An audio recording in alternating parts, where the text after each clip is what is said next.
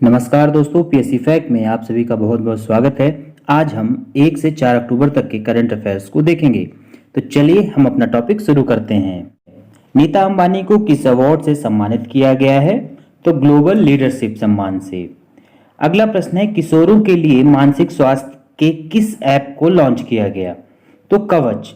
तो ये इसके बारे में देख लेते हैं कि किशोरों के लिए मानसिक स्वास्थ्य ऐप कवच और साथ ही काउंसलिंग प्लेटफॉर्म कवच मेटावर्स का अनावरण किया गया है। किनकी पुस्तक सिंधिया और 1857 का विमोचन किया गया? तो राकेश पाठक जी की पुस्तक का। गोल्डन ग्लोब रेस को सफलतापूर्वक पूरा करने वाले किन पहले भारतीय को उनकी ऐतिहासिक उपलब्धि के लिए हाल ही में सम्मानित किया गया? तो वो कौन है? अभिलाष टॉमी जी। सुल्तान इब्राहिम किस देश के नए राजा बने हैं? मलेशिया के। प्रधानमंत्री मोदी ने राष्ट्रीय खेलों के 37वें संस्करण का उद्घाटन कहाँ किया? पणजी। पणजी क्या है दोस्तों? गोवा की राजधानी है। भारत का पहला लाइट हाउस उत्सव गोवा में हुआ। गोवा सरकार ने अपने सरकारी अस्पतालों में आईवीएफ ट्रीटमेंट फ्री किया है।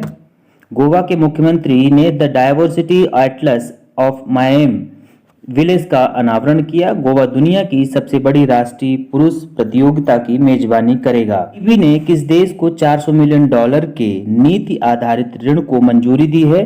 तो भारत के लिए। भारत को लगातार तीसरी बार एआईबीडी का अध्यक्ष चुना गया।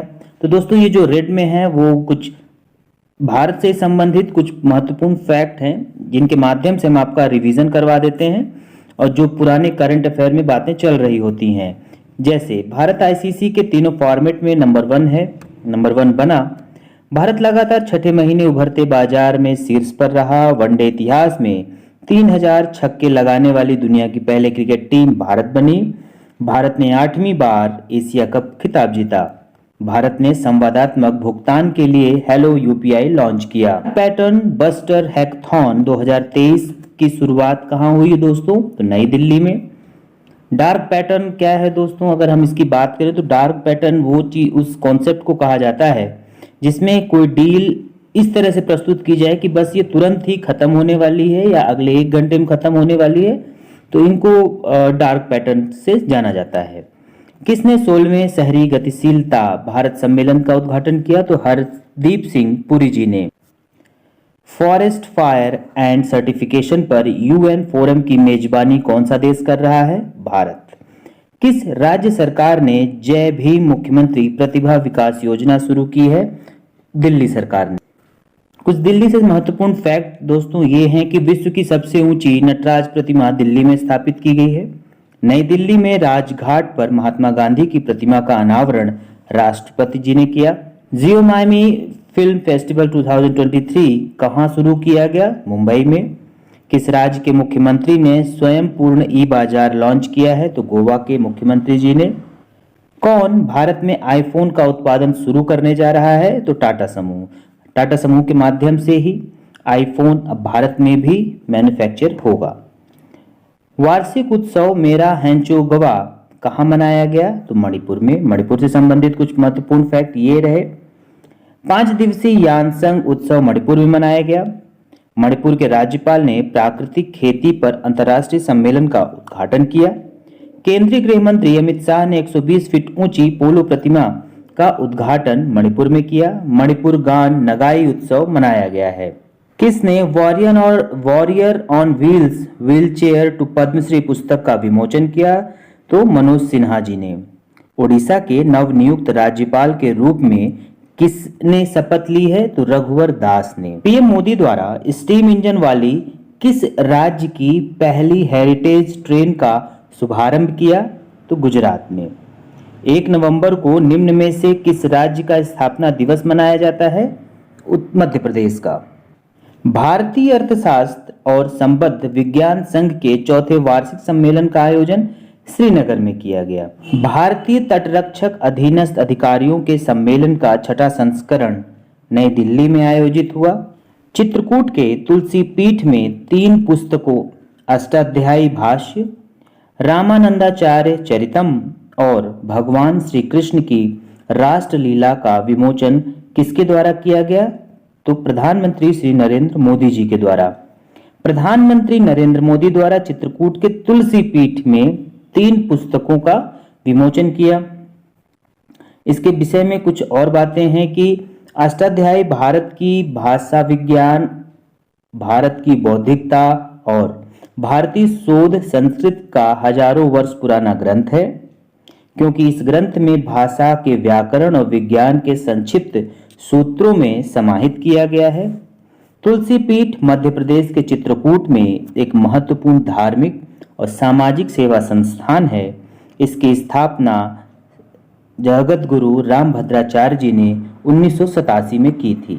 स्टेट बैंक ऑफ इंडिया ने अपना नया ब्रांड एम्बेसडर महेंद्र सिंह धोनी को नियुक्त किया है।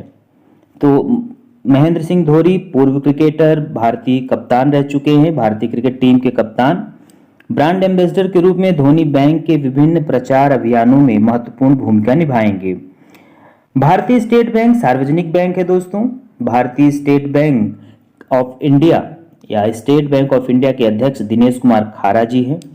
स्टेट बैंक ऑफ इंडिया की स्थापना 1 जुलाई 1955, हेडक्वार्टर मुंबई, महाराष्ट्र में है। पहला अंतर्राष्ट्रीय देखभाल और सहायता दिवस कब मनाया गया? 29 अक्टूबर को। HAL ने किस देश की कंपनी साफॉन एयरक्राफ्ट के साथ समझौता किया? तो फ्रांस की कंपनी के साथ। फ्रांस ने स्कूलों में महिलाओं के अवाय पोशाक पहनने पर प्रतिबंध लगाया है। भारत फ्रांस के मार्सिल में एक नया वाणिज्य दूतावास खोलेगा। प्रधानमंत्री मोदी को फ्रांस के सर्वोच्च सम्मान great cross of the legion of honour से सम्मानित किया गया।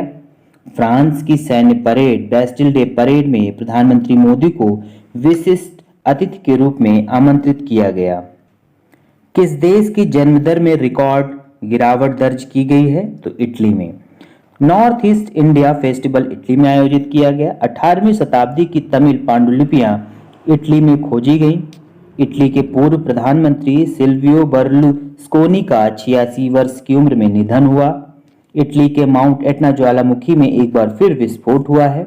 इटली के शोधकर्ताओं ने अदृश्य गैलेक्सी की खोज की है। ब्यूटी वर्ल्ड मिडिल ईस्ट 2023 की मेजबानी दुबई करेगा। किसने जापान के ओसाका में G7 व्यापार मंत्रियों की बैठक में भाग लिया? तो श्री पीयूष गोयल जी ने। किस देश ने गिनी की खाड़ी में अपना पहला संयुक्त नौसैनिक अभ्यास किया? भारत ने। अमृतसर और किसे ऐतिहासिक और धार्मिक पर्यटन महत्व के 30 शहर में शामिल किया गया? कपूरथला को। WHO ने किसे अपने टीबी सलाहकार समूह में नियुक्त किया है? तो सारंग देव को। कहाँ भारतीय अर्थशास्त्र के चौथे वार्षिक सम्मेलन का उद्घाटन किया गया? श्रीनगर में। किस राज्य में 3 दिवसीय श्री अन्न महोत्सव आयोजित किया गया है? तो उत्तर प्रदेश में। उत्तर प्रदेश से संबंधित कुछ महत्वपूर्ण फैक्ट ये रहा कि भगवान बुद्ध की 51 फीट की ऊंची प्रतिमा स्थापित की जाएगी। उत्तर प्रदेश सरकार तृतीय श्री अन्न महोत्सव आयोजित करेगी। उत्तर प्रदेश सरकार 1100 महिला वीट कांस्टेबलों को गुलाबी स्कूटी प्रदान करेगी। गंगा डॉल्फिन को उत्तर प्रदेश का राज्य जलीय पशु घोषित किया गया है। अगला प्रश्न है, फिनटेक यूनिकॉर्न के मामले में कौन सा देश शीर्ष पर रहा है? USA। भारत के बाहर 2 भीमराव अंबेडकर की सबसे बड़ी प्रतिमा का अनावरण मैरीलैंड, अमेरिका में किया जाएगा। भारत के बाहर दुनिया के सबसे बड़े हिंदू मंदिर का उद्घाटन न्यू जर्सी में किया गया। अमेरिका ने आधिकारिक रूप से 3 सितंबर को सनातन धर्म दिवस घोषित किया है। Silent conversation from margins to the centre नामक कला प्रदर्शनी का आयोजन नई दिल्ली में हुआ। किसने पटना के महेंद्र घाट पर रोजगार मेले का उद्घाटन किया? तो गिरिराज सिंह जी ने। तो दोस्तों ये रहा कुछ 1 से 4 नवंबर तक का महत्वपूर्ण करंट अफेयर। आशा करते हैं आपको पसंद आएगा।